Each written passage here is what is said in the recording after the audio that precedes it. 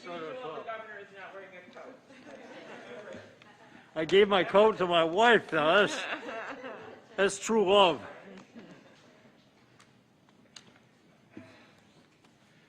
Pick this off, maybe, huh? Yeah, thank you. Fingers are numb. Thank you.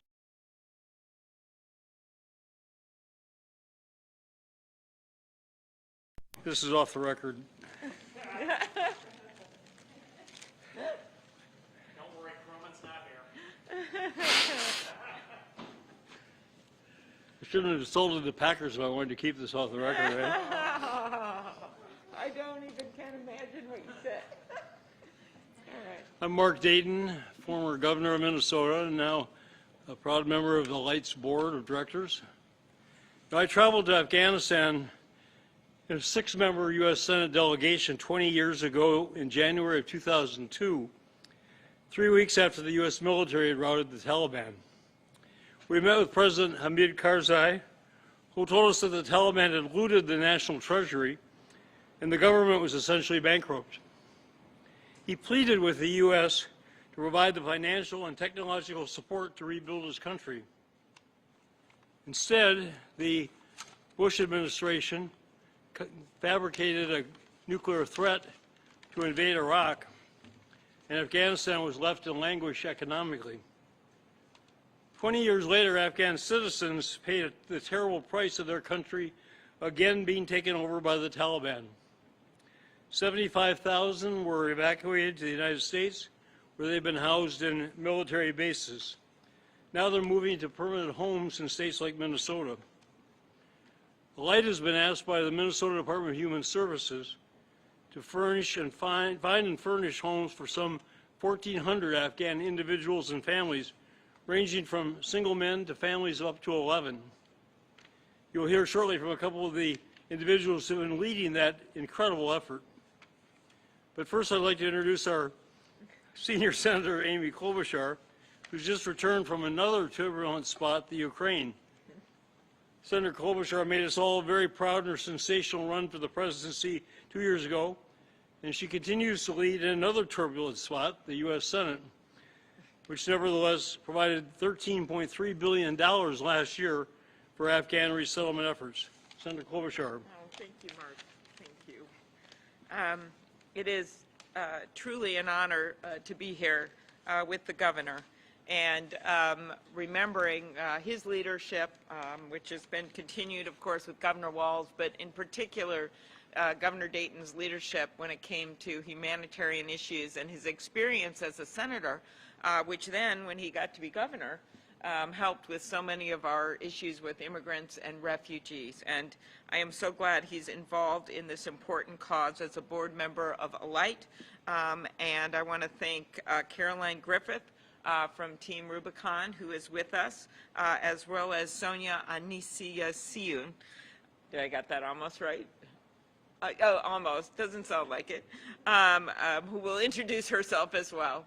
And I want to thank them both for their incredible leadership to support the 1,000 Afghan allies and civilians who will be making our state their new home.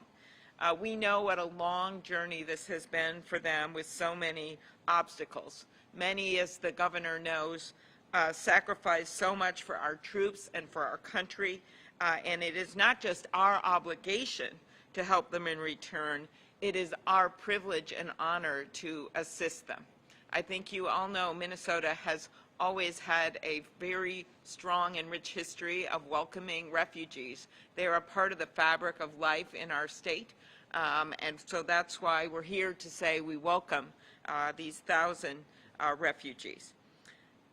During the withdrawal from Afghanistan, my office was all hands on deck, and a few of them are here today from our office, and I want to thank them for that. Our state office assisted more than 1,000 Afghans and Americans trying to leave the country. There were some challenging days and long nights, and just for examples, we stepped in when a Green Beret contacted us on behalf of his former interpreter's wife. The interpreter had received a special immigrant visa and was in the middle of getting one for his wife when the Taliban took over. our office made sure the Department of State had her name on their list so she could get on a flight out of Afghanistan. She made it to Qatar and reunited with her husband in California. We also assisted the family of a former international student who came to Minnesota for high school. Her family was targeted due to the fact that she had been educated in the U.S. and her mother was pregnant. Our office intervened and helped her family evacuate to Qatar.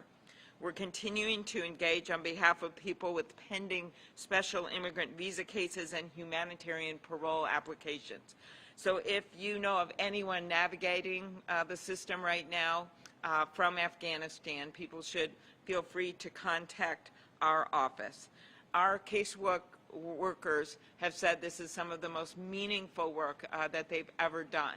And I know when Governor Dayton was senator, he had a really strong casework team. I know because I hired a number of them when he left. And it's really been, for both of us, a lot of work that we're very proud of. So we stand on the shoulders of immigrants and refugees. Our state has welcomed so many, as I noted. We have the largest Somali, Oromo populations in the U.S. and some of the largest Hmong and Liberian populations.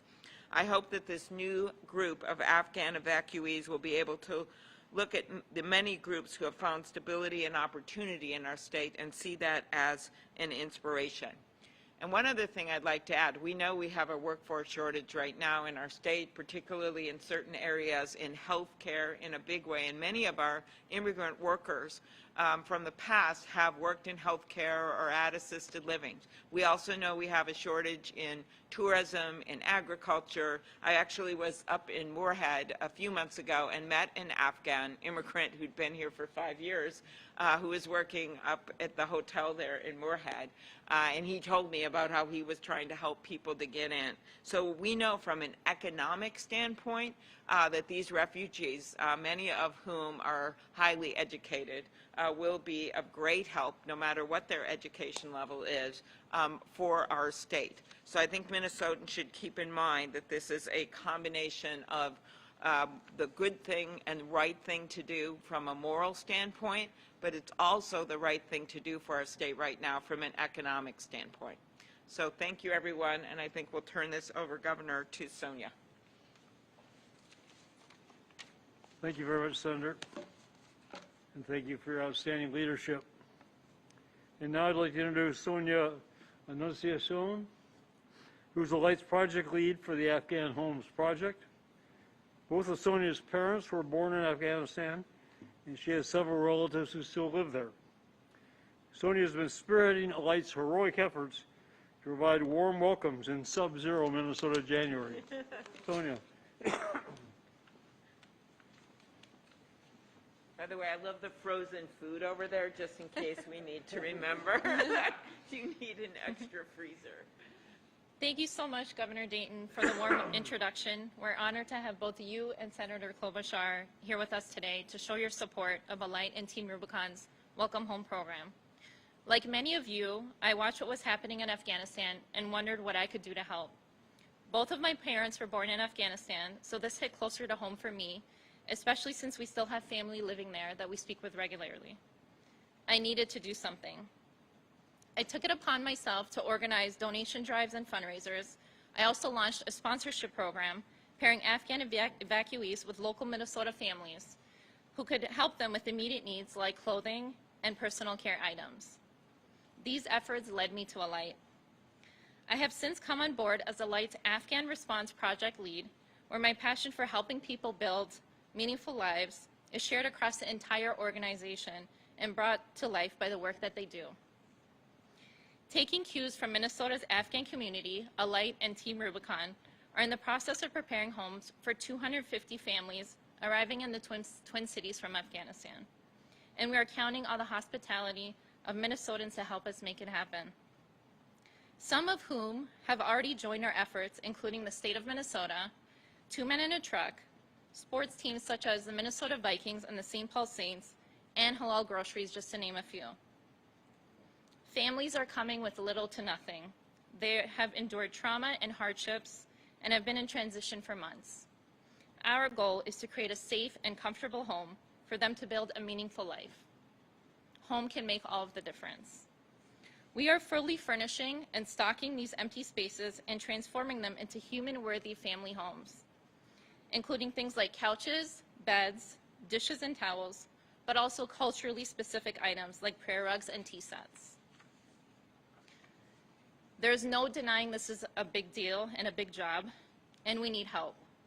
Imagine how much work it is to move houses. Then imagine you're gathering together from all over the things to put into your new home. We need all kinds of support, both financial and in-kind donations, as well as volunteers to help set up these homes. Your support can buy us pillows and bedding to make a cozy bed for a small child, help us stock the pantry and fridge, or help provide all of the little things that make a house a home. You can visit wearealight.org/welcomehome to learn more.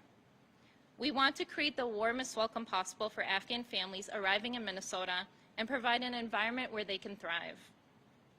Alight is concerned for refugees and displaced people wherever they may be in the world. While we have a solid international footprint, our global support team has been based in Minnesota for 40+ years. Alight works in over 19 countries, providing support for more than 3.5 million displaced people around the world annually. This is work we know how to do. So we wanted to bring this work stateside and be here for people making the transition from Afghanistan to the U.S. through the most human-centered way possible. A warm welcome to Minnesota is a good place to start. Now I'd like to introduce our partner, Caroline Griffith from Team Rubicon. Caroline has been a Gray Shirt volunteer since 2019 and a member of the incident management team since 2021, responding to disasters across the U.S., including hurricanes in Louisiana, flooding in Pennsylvania, and supporting COVID-19 vaccinations in Navajo Nation. Caroline is Team Rubicon's task force leader for the response, welcoming Afghan families to Minnesota. Welcome, Caroline. And she's wearing short sleeves.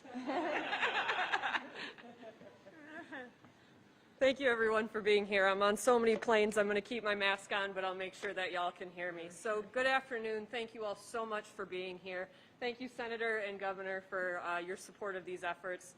My name is Caroline Griffith. I'm currently serving as the task force leader for Team Rubicon Disaster Response during this phase of our Afghan family resettlement here in Minneapolis. Team Rubicon is a veteran-led disaster organization that serves communities before, during, and after disasters and humanitarian crises. This organization is made up of military veterans, first responders, and civilian volunteers. As soon as we knew we would be welcoming these Afghan families into the United States, Team Rubicon raised our hands to help, or stepped into the arena, as we like to say. Many of our volunteer gray shirts served side by side with these Afghan allies overseas, so this is a deeply personal mission for a lot of our volunteers. Starting back in September 2021, in 7 bases across the country, over 1,300 of our gray shirt volunteers sorted, inventoried, and distributed over 9.3 million donated items worth over $34 million.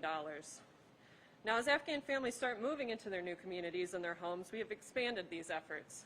In this next phase of resettlement, we are assisting local partners, like our friends at Alight, with the management of warehouse spaces, like the ones you see behind me now, managing the intake, sorting, packing of household goods and furniture for families moving into their homes in Minneapolis and the surrounding areas. We are truly thrilled with how these communities have opened their arms and come together to give a warm welcome, as Dayton said. Might not be the warmest, but we are going to make sure that they feel that way despite the temperatures outside, to make sure that they feel that they are part of these communities. So if you'd like to get more involved, as Sonia said, we would love to have you here on the ground with us. You can visit our website, teamrubiconusa.org, and sign up to volunteer or donate to this incredibly worthy mission. Thank you again to the Senator and the Governor for joining us today. We really look forward to continuing this work together with Alight, 2 men in a truck, in the state of Minnesota to give a warm welcome to these new Afghan families as they transition into our communities. Thank you. Excellent. Very good. Thank you. I like the Curious George. That was Picking actually up. put there specifically. I guessed that. I just pause for open to questions. I just can't say enough about the incredible people at Alight and Team Rubicon who've been working through sub-zero temperatures will continue to find these homes, set them up, move in furniture, beds, and everything needed. We're raising money. We've got a very generous gift of $60,000 from the St. Paul, Minnesota Foundation this last week. But we're still in serious need of money, both Alight and Team Rubicon, so we invite you to visit our websites and to contribute to our efforts. And now I'll throw it open to questions.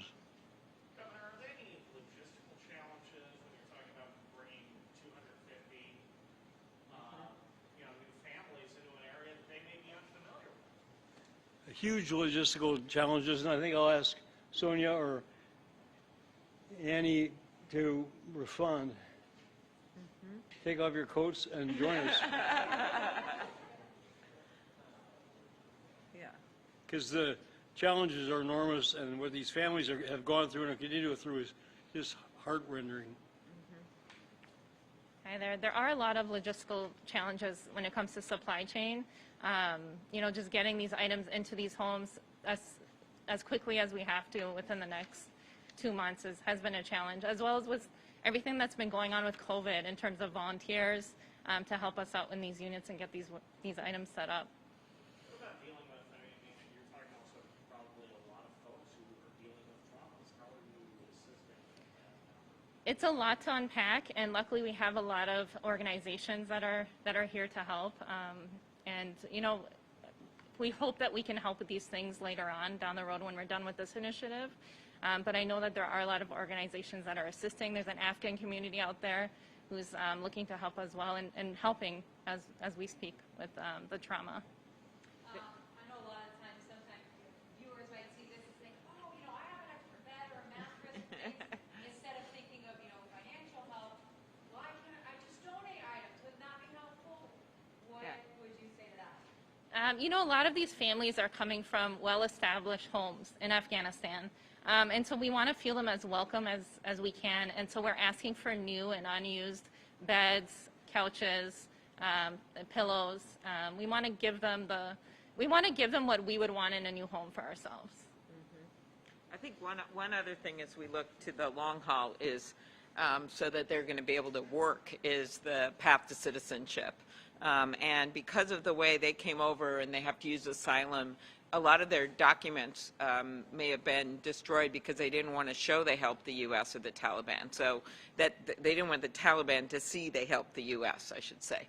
So we're working on that in Congress to make it easier for us, while still doing all the vetting, to find them a path to citizenship eventually, so that it'll make it easier for them to work and the like. And that's the long haul. What Alight is doing and the governor's doing and Sonia and Caroline are doing is the now, and that's what we have to do to help, and that's get them all of the things they need to survive and to feel welcome in our state.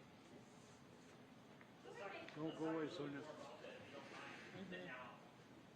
think so many, of course, Minnesotans saw what happened at the very last moments in Afghanistan, heartbreak. And a lot of people want to help. And it sounds like this is a way for folks to do that. They can donate time and money with you guys, and then it's going to directly help folks probably pretty soon. Yes, we're looking for donations, monetary, in kind, as much as we can get. This is crunch time for us. We only have 2 months to get it done and to house 250 families. And again, with the supply chain issue, we're trying to get as much as we can order it ahead of time into this wonderful warehouse and have these items on standby for when we can get them over to the units. And are there particular items that are the most helpful? I'm looking at. Yes, we're looking for dressers, beds, couches, TVs. These families are lonely. They need something to watch if they don't have the community around them. TV stands, toys, school supplies, anything you can think of that would make a house a home. The other thing I would add, there are a lot of Minnesotans that are going to have new neighbors who are going to be in homes that are isolated from their communities, brand new here. Their kids are going to be going to new schools. They have language challenges, many of them. So I hope Minnesotans will be warm-hearted, welcoming, inclusive, and that will make a huge difference in making them successful here in Minnesota. Very good. Got to feel good. Work you're doing.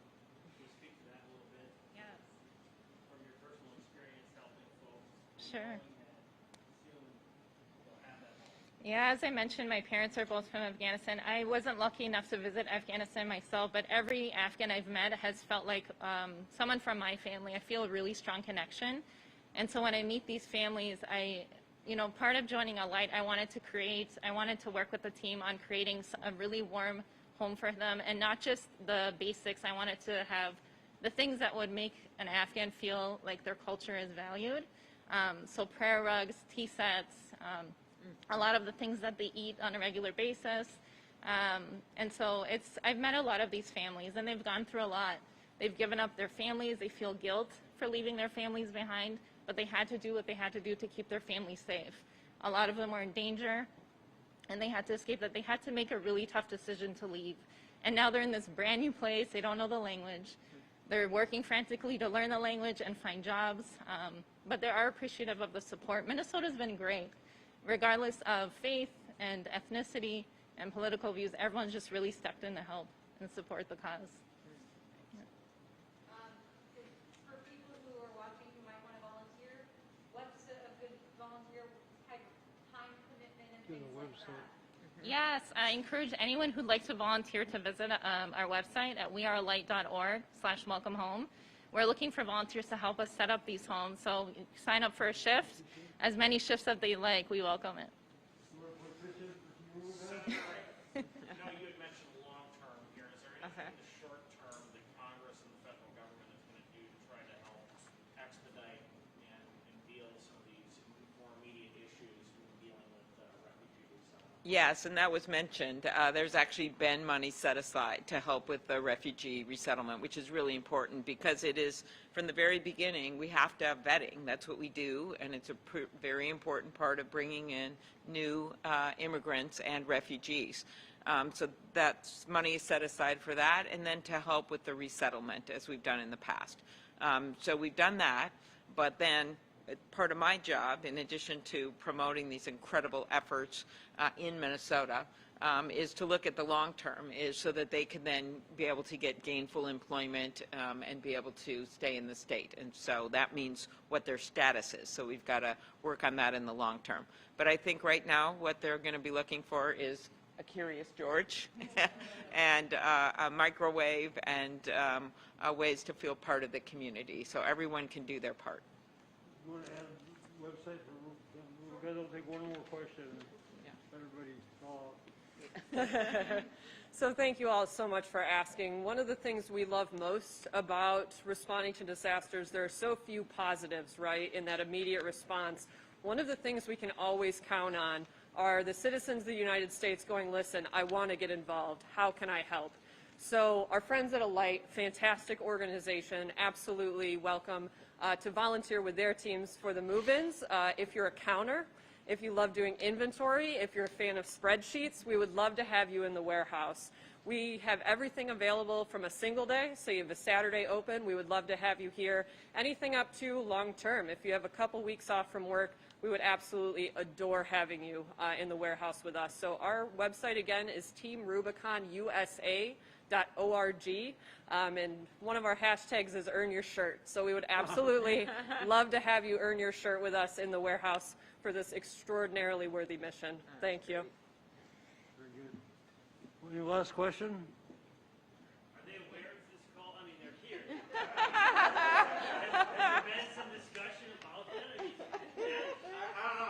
I see Caroline over there. I have learned a lot of Okay, Afghanistan, I was there once in December or January, I think. They do get some cold weather there because of the mountains. I'm not saying it's our level, which is the one state, I think you were governor when it was colder than Mars one day.